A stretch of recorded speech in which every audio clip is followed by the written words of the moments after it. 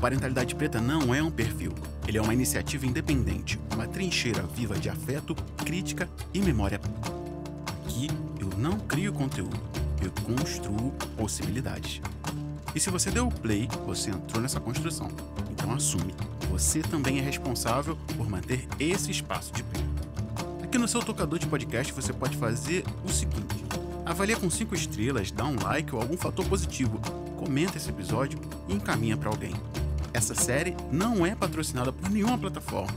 Ela nasce do compromisso com a racialidade preta, com a necessidade de dizer o que precisa ser dito, mesmo que isso não renda like nem contrato. Irredutivelmente Negro é uma série que não romantiza o Marte e nem pasteuriza o revolucionário. A gente vai juntos atravessar as fraturas do mundo colonial. Não vou te prometer cura, mas também não vou permitir o silêncio.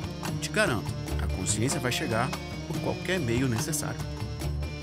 Eu sou Diego, pai de Benjamin, Aurora e esposo de Tatiane, e esse é o especial Fanon, Irredutivelmente Negro. Capítulo 8, Pele Negra, Máscaras Brancas. A gente caminhou muito até esse momento, eu sei, e até aqui eu ouvi relatos da profundidade que eu tô dando à trajetória de Frantz Fanon, e confesso que essa era a minha intenção mesmo. Eu queria muito que você enxergasse essa série como uma espiral, que dá voltas e voltas e cada vez mais se expande. E quando você olha do alto, não sabe se ela está se expandindo para dentro ou para fora. Esse é o plano. Eu poderia muito falar sobre os fatos que aconteceram desde o último episódio em diante, mas eu vou deixar você tirar as próprias conclusões quando acessar as obras do nosso homenageado. E para que a gente não se perca em tudo que aconteceu até aqui, eu quero que você considere esse primeiro bloco como o fechamento da primeira fase dessa série. Até esse momento, como eu gosto de fazer aqui no Parenta, eu dei saltos temporais para que a gente viajasse juntos na lógica da construção desse especial. Mas a partir da presente, isso vai acontecer bem menos, se acontecer na verdade. A história de Fanon deve seguir nessa segunda fase de maneira um pouco mais linear, porque eu acho que a gente conseguiu construir juntos aqui um bom arcabouço de informações. Tem uma coisa que eu gosto muito de fazer aqui no podcast, que eu já não fazia há algum tempo, que são as linhas de tempo. E eu devo confessar que na construção delas, eu sigo uma trilha especial que eu fui dando uma recortada e editei. Eu gosto muito de música e produção musical. Não é à toa que as trilhas sonoras do Parenta têm esse quê imersivo. É intencional. Eu procuro as trilhas que vão se encaixar muito bem com as histórias. Então as ambientações elas seguem também esse canal que é a música, que para mim é muito importante. Para essa música, eu fiz que nem um DJ. Eu recortei a parte que tem esse tom um pouco mais narrativo. Escuta só. São 5 compassos de uma música de 80 BPM que aqui no editor de áudio eu ajustei para que ela criasse esse padrão de repetições que te conduzisse à recapitulação dos fatos. E a recapitulação, eu vou chamar de linha do tempo de 0 a 1952.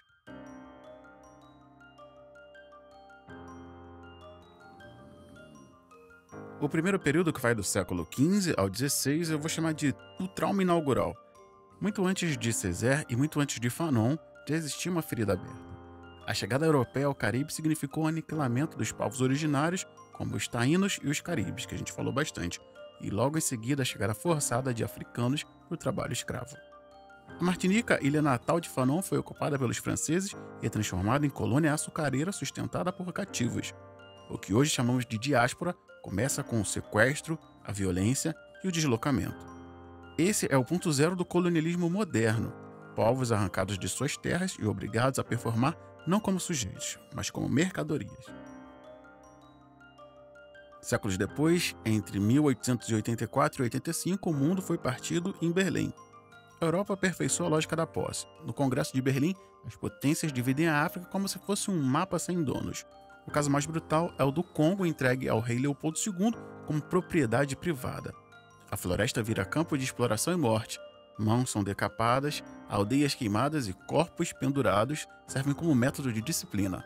O que eu chamei de a trindade profana, que utiliza religião, ciência e geografia, se torna a linguagem da dominação. Missionários falam em salvação, médicos inventam diagnósticos de inferioridade e geógrafos sustentam que o trópico gera preguiça. Tudo isso para justificar o roubo. Em 1935, no Congresso de Alienistas e Neurologistas em Bruxelas, Antônio Poró apresenta sua tese. O indígena norte-africano não tem córtex desenvolvido, vive preso ao diencéfalo e incapaz de racionalidade. O colonialismo ganha base científica e passa a ser ensinado como a verdade nas faculdades de medicina de Argel. Fanon, décadas mais tarde, exporia a violência desse racismo institucional. Jovens médicos argelinos formados nesses cursos retornavam às suas comunidades convencidos de que seu próprio povo era biologicamente criminoso, indolente e violento por natureza. O laboratório da psiquiatria colonial prepara o terreno onde Fanon vai erguer a sua crítica. Entre 1939 e 1945, na Martinica, a guerra chega com 10 mil marinheiros franceses estacionados na ilha. Eles trazem não apenas os uniformes, mas a arrogância racista que transforma o cotidiano em uma pedagogia do desprezo. Fome, crise de habitação e humilhação pública obrigam os antilianos a se olharem como negros. E é esse momento que Fanon chama de a primeira experiência metafísica. Confrontar o racismo cotidiano e descobrir que, sob a pele, não haveria assimilação possível. Enquanto isso, o jovem Fanon se alista no exército francês. Ele sonhava em combater o nazismo, mas descobre que o racismo não é monopólio alemão. Na tropa, os soldados negros são tratados como descartáveis. É aqui que germina a pergunta que nunca mais o deixaria: como lutar por uma liberdade que não te reconhece como ser humano? Em Minha Ocupação, Aimé Césaire, professor de Fanon, publica O Caderno de um Retorno ao País Natal. Pela primeira vez, alguém, em voz alta, afirma: é belo e bom ser negro. A frase, que parecia loucura, rompe séculos de silêncio colonial. Fanon, ainda estudante, respira esse ar novo. O insulto negro pode ser virado e transformado em orgulho, em identidade. Ao lado dessa virada literária, protestos explodem contra o almirante Robert, representante do governo Vichy, e em 1943 a população toma as ruas e o nascimento de um proletariado martiniquenho é organizado, o que coloca raça e classe no mesmo campo de luta. Em 1945, com a derrota do nazismo, o mundo fala em liberdade, mas para os negros, caribenhos e africanos a promessa é mais que uma farsa. Nos anos seguintes, antilianos chegam à África dizendo: a minha alma é negra, como a de vocês. Os africanos que haviam enfrentado o colonialismo em próprio solo os rejeitam, dizendo: vocês foram assimilados, nós resistimos. Essa tensão cria o dilema que Fanon descreve. O antiliano descobre-se nem branco nem negro, vivendo o trauma, não a pertença. Esse trauma de descolamento será uma das chaves da sua obra. Entre 1945 e 1946, Fanon chega à França para estudar medicina psiquiátrica. Nas salas de aula ele encontra com Sartre, Hegel e Merleau-Ponty. Nas ruas, encontra o racismo cotidiano, o olhar que nunca o deixa esquecer que é negro. Esse choque entre filosofia europeia e experiência corporal que molda sua escrita. Teoria sem vida não basta, e a vida sem análise se perde. Ele começa a juntar os cacos da diáspora e formar o seu pensamento. Em 1950, Aimé Césaire publica O Discurso sobre o Colonialismo, o livro que denuncia o colonialismo como crime contra a humanidade. Ali, o mestre afirma que a Europa, ao colonizar, desumaniza os povos conquistados e a si mesma. Fanon, discípulo atento, encontra aqui a semente que fará germinar a sua própria obra: escrever contra o colonialismo e também escrever contra as máscaras que sufocam os colonizados. Em 1952, aos 27 anos, Fanon lança sua primeira obra. É um livro que mistura psicanálise, filosofia e experiência pessoal para revelar como o racismo fabrica máscaras, o negro que tenta ser branco, o colonizado que busca reconhecimento na língua e no corpo do colonizador. Mas Fanon abre com um aviso: a explosão não ocorrerá hoje, é muito cedo, ou tarde demais. É o anúncio que a luta não é só individual, mas coletiva e histórica. O livro de 1952 é um grito de dor, mas também de esperança. Ele inaugura Fanon como uma das vozes mais potentes do século XX.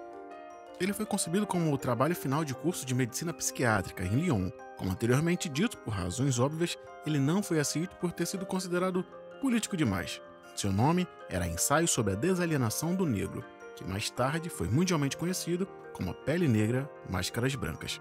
Esse livro dá início também à segunda fase da série Frantz Fanon, Irredutivelmente Negro, e a gente vai falar mais sobre isso depois do intervalo.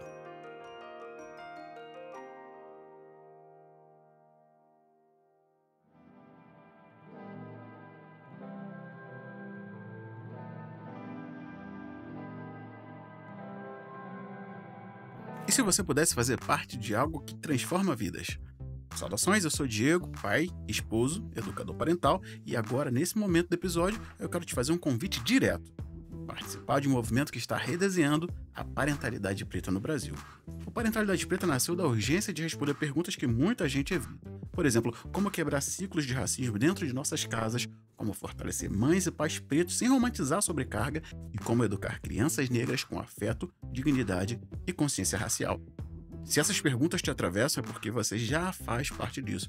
E agora é hora de se comprometer com esse futuro. O que a gente está construindo aqui é gigante, mas para que a gente possa seguir, a gente precisa de base, precisa de apoio.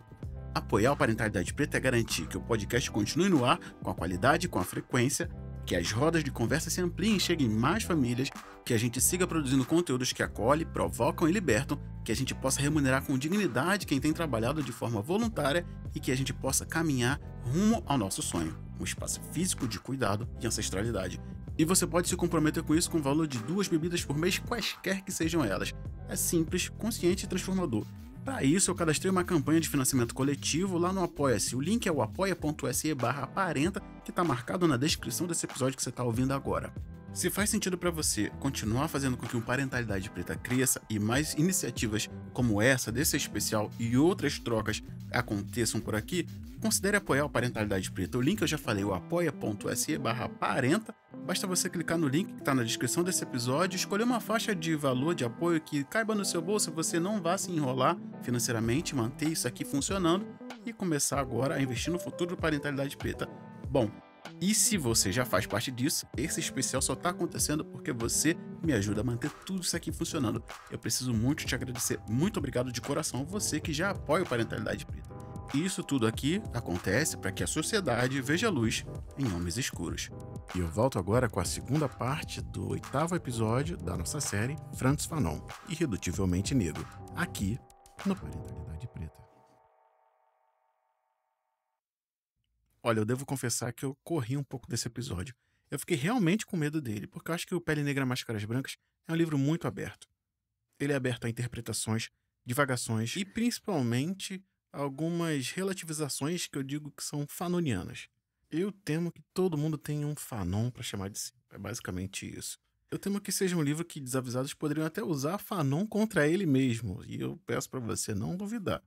Então, para essa análise, eu me baseei em alguns aspectos técnicos e históricos, levantados pelo livro, porque as minhas impressões dele eu não vou compartilhar aqui. O que eu posso dizer é que ele foi o primeiro livro de literatura negra política que eu li. E como você pode ver, quer dizer, ouvir, ele reverbera em mim até hoje.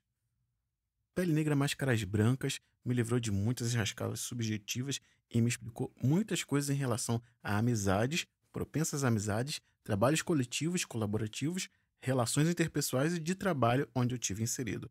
Eu posso dizer que, juntamente com o discurso sobre o colonialismo de César, são meus pilares de sustentação. Mas isso nem é sobre mim, é sobre o Fanon que você vai conhecer ao ler o livro, se ainda não tiver feito. Mas se você já leu e está me ouvindo agora, eu peço um pouco de compaixão. Esse é um estudo atravessado pelas minhas vivências e pelo meu prisma. Quanto às suas é demais, de repente, quem sabe um dia, a gente pode trocar a respeito. Vamos lá? Isso aqui não é um ensaio sobre masculinidades pretas. Ponto. É um ensaio sobre a desalienação e neurose. Dito isso, para essa abordagem eu vou seguir alguns pontos chaves que eu pessoalmente considero importantes para contextualizar o Pele Negra Máscaras Brancas. Eu devo ressaltar que ele também não resume o livro, como eu bem disse, e vai bater em cada pessoa de um jeito. O que eu criei aqui foi um fio condutor teórico para que a gente explore juntos como os conceitos se juntam para formar a espinha dorsal dessa obra. Preciso remarcar também que a escuta desse episódio não substitui a leitura da obra de jeito nenhum, que foi a primeira a sistematizar a experiência vivida pelo negro no mundo branco. E a sua recepção não foi tão entusiasmada porque ele, o livro, rompeu um véu que jamais poderia ser reconstruído, mas que era velado. E sim, eu falei de véu porque outro pensador importante sistematizou algo bem parecido e relativo um tempo antes. Se você tiver curiosidade, pesquise sobre o paradigma do véu de W.E.B. Du Bois, porque por hora esse é um assunto para o futuro. Em Pele Negra, Fanon constrói sistematicamente o arcabouço teórico do que ele chamaria de alienação do negro e propõe, como o nome original já faz, essa desalienação. Mas ele faz isso escancarando a podridão do mundo colonial. Se fossem apenas conclusões próprias, já teria sido algo muito válido, mas sagaz, ele se vale de pensadores e epistemologias já existentes. Como bem disse Fanon, abre aspas, essa obra é um estudo clínico Eu acredito que aqueles que nela se reconhecerem terão dado um passo adiante. Fecha aspas. Para dar um sentido um pouco mais construtivo a isso tudo, eu, Diego, elenquei alguns fatores, como eu disse, não todos, e vou falar deles de maneira extrínseca para intrínseca, ou seja, de fora para dentro do indivíduo. A gente vai fazer isso juntos a partir de agora, ponto a ponto. E esses pontos são a sociogenia, a dialética do senhor e do escravo de Hegel, o esquema psicocorporal, a alienação, o duplo narcisismo e a neurose. Começando pela sociogenia, que eu falei lá no episódio 2, Indefensável, eu trouxe um brilhante artigo que aprofunda mais esse tema. E como essa é uma série sequencial, eu acredito que você já deve ter ouvido isso naquela parte. Mas eu seria cruel demais, e não é a minha intenção, se eu não falasse um pouco disso aqui, nessa construção. Fanon sintetizou as influências que compõem a psique humana na contramão de que vinha sendo preconizado e, segundo as palavras do próprio autor, abre aspas, em relação à tendência constitucionalizante do final do século XIX, Freud, por meio da psicanálise, exigiu que se levasse em conta o fator individual. Ele substituiu a tese filogênica, que propõe que o psiquismo individual é influenciado pela herança psíquica ancestral, transmitida de geração em geração, e que contém experiências e disposições herdadas da evolução social da espécie humana. E se você quiser aprofundar um pouco nesse tema, que eu acho muito interessante, eu recomendo que você ouça O Mal-Estar na Civilização, de Sigmund Freud. Mas depois disso, não deixa de ler A Unidade Cultural da África Negra, do doutor e professor Cheikh Anta Diop, cujo especial, você sabe, a gente até tem aqui na casa. Voltando. Freud propõe a substituição da tese filogênica pela tese ontogênica. Ela foca nas questões internas de constituição particular do indivíduo. Fanon continua, abre aspas, veremos que a alienação do negro não é uma questão individual, além da filogenia e da ontogenia. Existe a sociogenia. Num certo sentido, digamos que se trata nesse caso de um sociodiagnóstico. Fecha aspas. A sociogenia liga o plano pessoal ao social, fazendo com que o racismo antinegro seja levado em consideração para a transformação e a formação pessoal do indivíduo melaninado no mundo onde a razão colonizador-colonizado se desenvolve. E por falar nela, o próximo ponto versa exatamente sobre isso, e ele é a dialética do senhor e do escravo de Hegel. Existe um paradigma que é quase crucial para se construir os conceitos de pele negra, máscaras brancas. Ele foi criado por Hegel, aquele mesmo que descredibilizou o continente africano, cuja história eu contei lá no episódio A Filosofia de um Apagamento, da série Diop, Estrelas Negras no Céu do Egito, cujo link, é claro, eu vou deixar aqui na descrição desse episódio. O fato é que Hegel criou para essa construção nossa, e ele já tinha, a dialética do senhor e do escravo, que basicamente diz que um ser precisa do outro. Hegel não falou do escravizado que a gente está acostumado, entre aspas, aqui. Ele falou de um modelo onde há um servo e um senhor. E somente para essa aproximação, faça como ele, Hegel, e desconsidere o contexto histórico. Segundo as palavras de Alisson Guilherme Bosch, cujo texto eu resgatei do site da Escola Estadual de Educação Básica Adelaide Conde, abre aspas, através da alegoria de Hegel podemos interpretar o escravo como alguém desprovido da consciência da própria existência e das próprias capacidades. E por isso é a ferramenta daquele que já tem consciência da própria existência e da necessidade do outro na sua vida, o Senhor. Porém, a alegoria também traz a possibilidade de os papéis se inverterem em dado momento, pois o escravo tomaria consciência da própria existência e a capacidade de ser algo além de um reles escravo e então se rebelar contra o Senhor, tomando o poder para si, fazendo que o antigo Senhor, o escravo, agora se torne, e o próprio assumindo a posição de Senhor. A partir desse princípio, percebemos que nem mesmo o Senhor está livre da falta de conhecimento de si próprio, pois afinal tinha fraquezas que foram exploradas pelo seu subordinado, e por isso se tornou, ou voltou a ser, um escravo. Talvez não escravo de seu senhor, mas escravo de si mesmo. A partir dessa parte da alegoria de Hegel também vemos uma nova premissa: para que exista um senhor, sempre irá existir um escravo, e para existir um escravo, sempre há de existir um senhor. Fecha aspas. Eu vou trazer aqui um exemplo um pouco mais esdrúxulo, digamos assim. Se você estiver na praça de alimentação de um shopping e sujar o canto da boca com o molho da comida, se não houver um espelho e se você estiver sem a bateria do telefone, só vai saber se alguém te contar. Hegel vai dizer que é preciso do outro para que alguém tome consciência de si. E se esse outro que vai te apresentar você mesmo for um sádico racista, que faz de tudo para diminuir pela cor da sua pele ou pela sua etnia?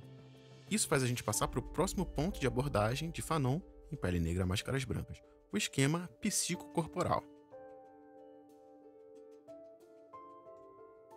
Digamos que um dia, enquanto o pensamento colonial europeu era realimentado por si mesmo, um certo filósofo alemão chamado Hegel, ao se referir à África, dentre outras coisas, disse o seguinte, abre aspas, O homem da África negra vive o estado de barbárie e selvageria, o que o impede ainda de fazer parte integral da civilização. Fecha aspas. E digamos ainda que muitos filósofos e pensadores que influenciaram o pensamento europeu estudaram esse filósofo em questão. Eu vou te dizer, olha, se isso fosse um filme, com certeza a chamada para a sessão da tarde, depois desse enunciado macabro, viria a seguinte afirmação: que essa turma da pesada vai arranjar uma grande confusão. Pronto, tá aí a base desse conceito. Fanon, como eu gosto de dizer, de maneira propositiva e intencional, desloca os conceitos de sociogenia e da dialética do senhor escravo para uma condição não rara de subjetivação do outro. Ora, se você pode controlar o contexto social, pode fazer com que o outro se perceba através de você. E se você procede num esquema de sujeição e dominação, já tendo o controle das instâncias básicas desse indivíduo e grupo, basta agora você convencê-lo de que ele é inferior. A melhor maneira de fazer isso é fazendo com que ele se veja e veja seus congêneres da mesma forma que você queria que ele se visse. Afinal, eles são iguais. O esquema psicocorporal vai se condensar na epiderme. A epidermização da inferioridade do colonizado vira a marca inapagável da sua sujeição, que vai ser ensinada pelo colonizador. Faz-se com que ele, o colonizado, se enxergue e acredite que ele é o que é dito a respeito dele. Na prática, vai fazer com que o negro interiorize a sua inferioridade proposta pelo colono, o senhor do paradigma de Hegel. Podemos passar para o próximo ponto: a alienação. Se pensarmos pela lente psicanalítica freudiana, que compôs parte do arcabouço teórico de Fanon, encontraremos um ponto decisivo para essa construção do eu. Antes de chegarmos à alienação, eu preciso retomar uma etapa inaugural, o narcisismo primário. Freud o descreve como uma fase em que o bebê dirige a sua energia vital, a libido, para si mesmo. Nesse movimento, o eu começa a se organizar como centro da experiência e como lugar de satisfação das pulsões mais básicas. É aqui que o sujeito inicia o seu processo de constituição como indivíduo. Tendo organizado o eu, o indivíduo em algum momento passa ao próximo estágio, onde interage com o mundo em relações de investimento afetivo e em objetos externos, pessoas, ideias ou coisas. A energia, a libido, que antes estava voltada para si, nesse estágio pode ser direcionada para instâncias externas, fazendo com que as relações, Freud chama de investimentos libidinais, sejam abastecidas por variações da mesma em diferentes afetos, como raiva, amor e outros. Esse investimento se manifesta em diferentes formas de afeto, como amor, raiva, hostilidade, que são variações da mesma energia libidinal. E é nesse terreno das relações com o outro que se erguem as bases para o estágio que nos interessa, a alienação. Eu poderia falar muito sobre esse conceito, mas pela própria construção que nós dois estamos fazendo aqui, eu tenho certeza de que você vai entender em uma só frase. E ela é a seguinte, abre aspas: na alienação, o indivíduo perde o senso de si mesmo. Ele se torna incapaz de reconhecer suas próprias necessidades e desejos, projetando toda a sua energia psíquica no outro. O ego, empobrecido, assume uma posição de carência externa, o que pode levar a comportamentos de dependência emocional. Fecha aspas. Ela foi escrita por Evandro Rodrigo Tropeia, do Instituto Freedom. Imagina se esse outro fosse alguém que trabalhou em várias instâncias do pensamento para fazer com que os colonizados se vejam como o colonizador. Eu diria que nesse ponto a merda já foi feita. E por falar em merda, a gente vai para o próximo conceito que me intrigou muito e eu tive muita dificuldade para entender. Na verdade, eu só consegui dar uma cara, um contorno, preparando esse episódio: um duplo narcisismo.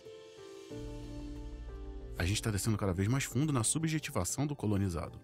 O termo duplo narcisismo não é central na obra de Fanon, mas aparece na sua análise do colonialismo e do racismo. No contexto fanoniano, ela refere-se à internalização da dominação pelo colonizado, o que leva a desejar ser branco e rejeitar sua própria identidade negra, enquanto o colonizador preserva um narcisismo de superioridade, perpetuando a sua violência e a negação do outro.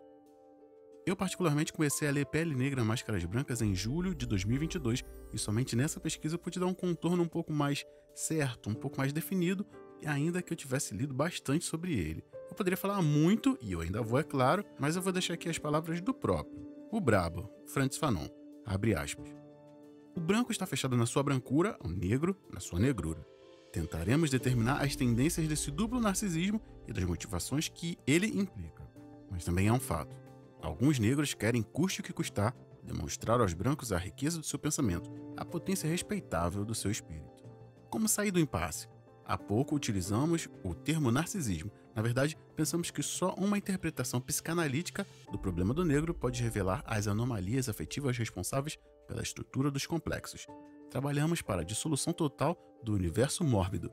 Mas, para se chegar a essa solução, é urgente a neutralização de uma série de taras e sequelas do período infantil. Lembra que eu falei do narcisismo primário, onde a libido é voltada para si mesmo? Voltando a Fanon.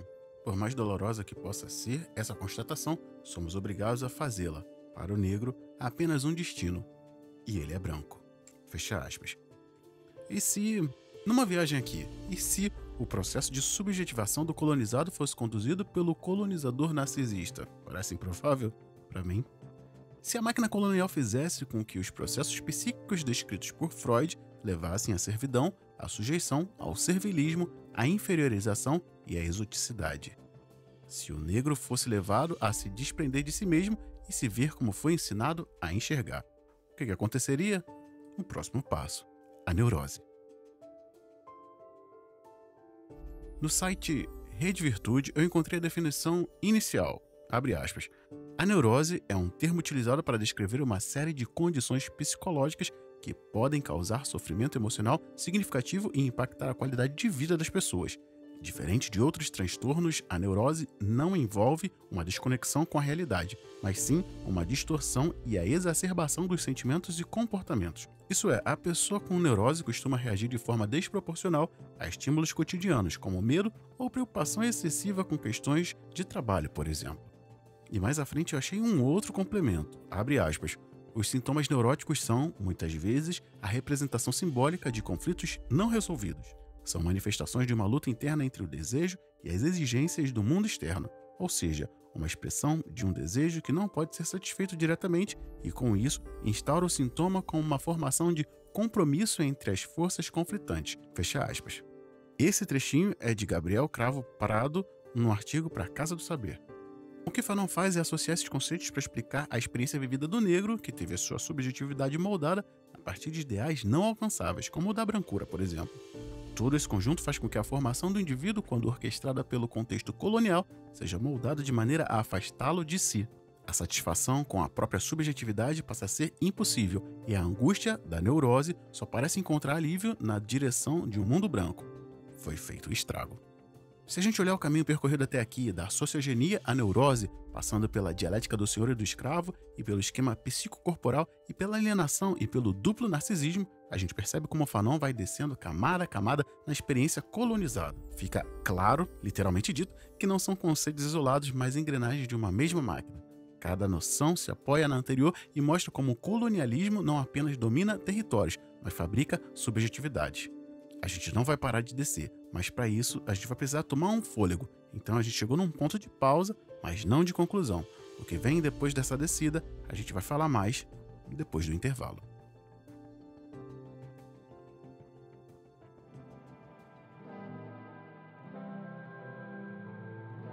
Se você chegou até aqui, já percebeu que o Parentalidade Preta não é só um podcast. É parte de uma iniciativa maior que fortalece famílias negras com consciência, ancestralidade e afeto. No podcast Parentalidade Preta eu mantenho os programas que você ouve aqui, como o Parenta, onde esse especial está inserido, mas o Parenta ele é composto de documentários com entrevistas, não é o caso aqui, a gente está fazendo só uma série documental. Eu tenho também o Resenha, que é uma roda de amigos falando sobre paternidade com diversas vozes e muitas críticas afiadas também. Além disso, o podcast Parentalidade Preta também tem o Mergulho, que é um local onde eu converso com profissionais de psicologia, falando sobre alguns temas diversos. Esse programa vai voltar ainda esse ano, eu espero, né? Tô tentando, na verdade, fazer com que ele volte para que a gente consiga trazer mais perspectivas e mais camadas para as nossas discussões. E também tem um outro especial que rolou em 2023, no centenário de Sheikh Anta Diop, que é o Estrelas Negras no Céu do Egito. Eu recomendo muito que você ouça, ele tá completinho lá, é só você buscar, vai achar aí os episódios e vai embarcar nessa viagem. Além dos podcasts, o Parentalidade Preta mantém um grupo que faz encontros mensais, sempre na última sexta-feira do mês, falando sobre paternidade. É para aqueles que têm, não têm, querem ou evitam a paternidade terem um local para conversar sobre essa subjetividade tão importante do homem negro, para que a gente possa mudar esse jogo de várias formas. O importante é a gente poder falar. Isso também é mantido pelo Parentalidade Preta. Tudo isso só acontece porque eu mantenho uma campanha de financiamento coletivo, que é o apoio direto da comunidade que mantém essa construção independente, autônoma e sem prestar contas a ninguém sobre o que vai falar e principalmente sobre o que não vai falar. Se você escuta aqui e faz sentido para sua caminhada, considere se comprometer com Parentalidade Preta. Você vai acessar no apoia.se/parenta, você já sabe que o link está na descrição desse episódio, e assim você pode fortalecer não só o podcast, mas o espaço inteiro, todo o universo Parentalidade Preta. Bom, respira fundo, que a gente vai voltar agora para a terceira parte desse episódio de retorno da segunda fase da série Frantz Fanon, Irredutivelmente Negro.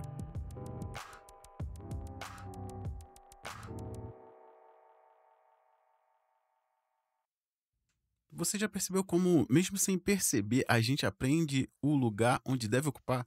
Não pela experiência direta, mas pela imagem, pela história, pelo desenho, pela propaganda.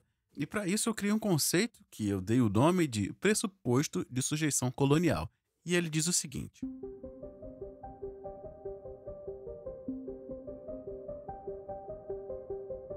antes mesmo de você nascer, já tinha um personagem negro pronto para te receber. Antes de você falar, já tinha uma narrativa moldada no seu nome. Nos Estados Unidos colocaram isso no tio Remus, um contador de histórias dócil, engraçado, paternal, mas que nunca mandava em nada. Na França veio o Yabon Banania, um soldado senegalês transformado em caricatura sorridente numa lata de chocolate. Esses dois já carregam uma pedagogia. O negro é simpático, serviçal e exótico. Cabe na lata, cabe no conto, mas não cabe no poder. E no Brasil, bom, aqui a gente não ficou para trás não. Monteiro Lobato inventou uma dupla que moldou gerações. Tia Anastácia e tio Barnabé. Eu sabia que você ia pensar neles. Anastácia, o nome já leva, é a cozinheira, a mãe preta, a que cuida, a que serve, mas também a que é ridicularizada. A boneca branca de pano fala mais alto que ela, inclusive. Barnabé é o sábio do mato, conhecedor das rezas e das assombrações, mas a sua sabedoria sempre é tratada como folclore, nunca como ciência. Parece respeito, mas é um respeito que domestica. O tio Barnabé é o tio Remus brasileiro. Entretém, mas não decide. E eu sei que você lembra disso. A televisão brasileira forçou esses estereótipos. A escrava Isaura tinha Rosa e outras personagens negras sempre presas ao estereótipo da inveja e da sensualidade. Voltando no Sítio do Pica-Pau Amarelo, a gente tinha o Saci, reduzido à travessura, mas desprovido da força original que tinha pelas tradições orais. Ele era um mito. No cinema, a gente tem Zé Pequeno e tantos outros. A caricatura do homem negro perigoso, violento, quase um animal. Na publicidade, até pouco tempo atrás, era comum ver o negro sempre sorrindo para vender café, açúcar, produto de limpeza e até roupas. Você está entendendo o que acontece? É a repetição que transforma a caricatura em realidade. Quando você ouve 1000 vezes a mesma história, você passa a acreditar que ela é verdade. E é assim que o negro aprende e só cabe na cozinha, no folclore, na senzala, no riso. E é assim que o branco aprende que só ele cabe no poder, no saber e no afeto pleno. Mas tem mais, a caricatura não só repete, ela esvazia a crítica. Quando a tia Anastácia é retratada como engraçada, folclórica, caricatural, a dor dela some. E além de sumir, toda a crítica de mulheres negras, como a de Lélia Gonzalez, por exemplo, é enterrada. Quando o Banania sorri largo, ninguém lembra que ele é um soldado colonizado usado como massa de manobra. Isso te lembra até Fanon na Segunda Guerra. Quando Barnabé conta causos, ninguém pergunta por que sua sabedoria não pode ser chamada de filosofia. É a máquina colonial agindo de forma sutil, transforma a crítica em piada, transforma a dor em folclore. E olha só, presta atenção.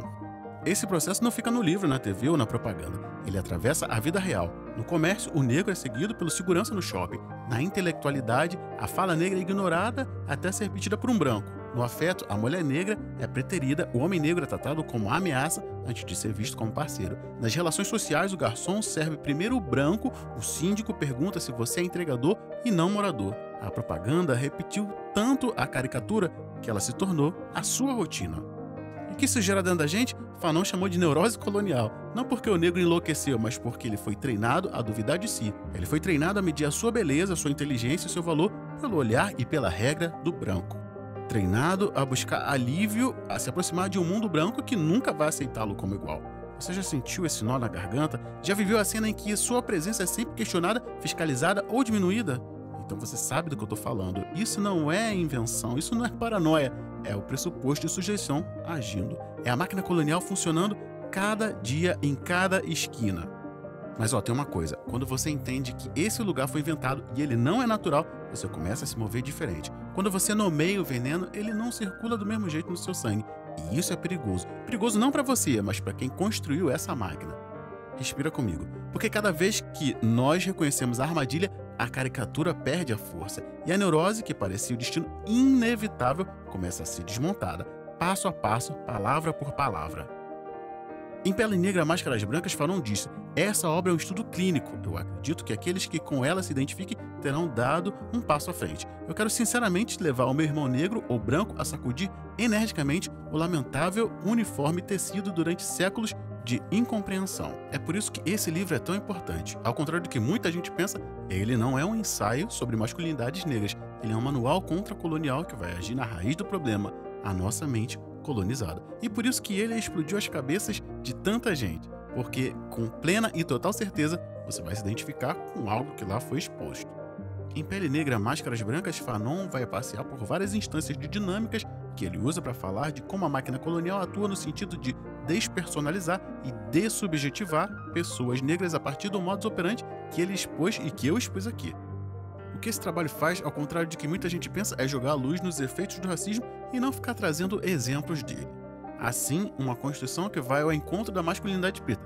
Eu admito, é um bom livro para se começar o debate sobre o tema, mas seria errático dizer que ele define alguma coisa. Nem é essa a proposta. O que Fanon faz aos meus olhos foi corporificar essas instâncias e plotá-las na sua vivência enquanto colonizado negro da América Central, lá na metrópole. O que ele fez foi registrar isso, basicamente. O ensaio sobre a desalienação do negro tinha um forte cunho político e filosófico, e foi brilhantemente, na minha opinião, amarrado com a psiquiatria e a psicanálise clássica, que, por motivos óbvios, não dava conta dos dilemas raciais impostos por Hegel e Companhia Limitada. Não se esqueça de Arthur de Gobineau, que criou o tão inspirador ensaio sobre a desigualdade das raças humanas, que eu também comentei lá no episódio A Filosofia de um Apagamento, que eu referenciei no início desse episódio, lá no especial Diop, Estrelas Negras no Céu do Egito, cujo link, você sabe, vai estar aqui na descrição, não tem nem como correr dele.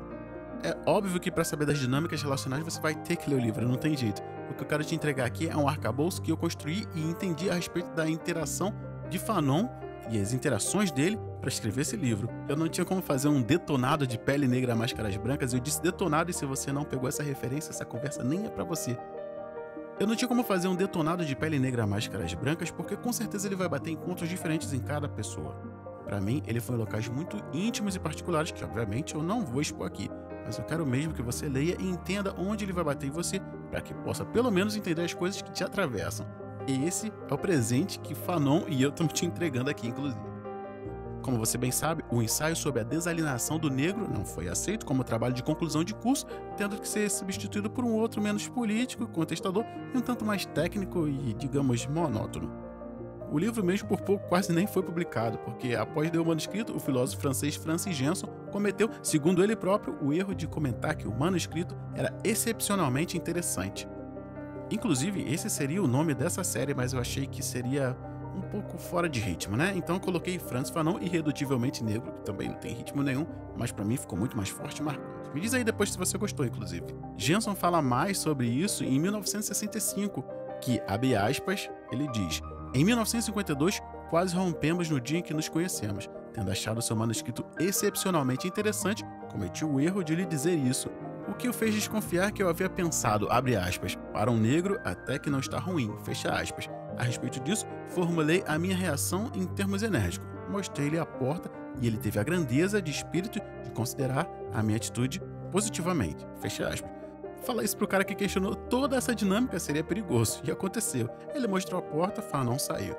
Eu quero que com esse episódio, assim como Pele Negra, Máscaras Brancas fez comigo, você possa ter um vislumbre do porquê da gente ter que entender as coisas que nos atravessam, de como é importante a gente ter consciência do mundo que nos cerca, para que esse sistema imperialista, colonial, racista, misógino, sexista, classista e tantas outras coisas mais não deixem de te atravessar, mas que você entenda que se você for uma pessoa negra, isso depende muito pouco de você. O que quer que seja tem um fundo justificável, que não te isenta, contudo, da responsabilidade. Até mesmo as coisas mais banais podem cair em direção à neurose, que, segundo o nosso homenageado, vai acontecer de maneira diferente em pessoas cuja ontologia, lembra desse conceito, foi epidermizada. Como disse Paul Gilroy em 2017, abre aspas, esse livro desafia toda a possibilidade de síntese fácil e é manifestadamente diminuído por tentativas de encaixe de seus argumentos, algumas vezes irresponsáveis, em forma já existente. Sua grande originalidade está no fato de que, consciente de si, ele dá início a algo raro e importante, uma intervenção ousada e inovadora que criou um campo de estudos próprios. os estudos fanonianos. E como Fanon não faz rodeios para começar o livro, eu também não vou fazer rodeios para encerrar esse episódio. A gente se vê no próximo.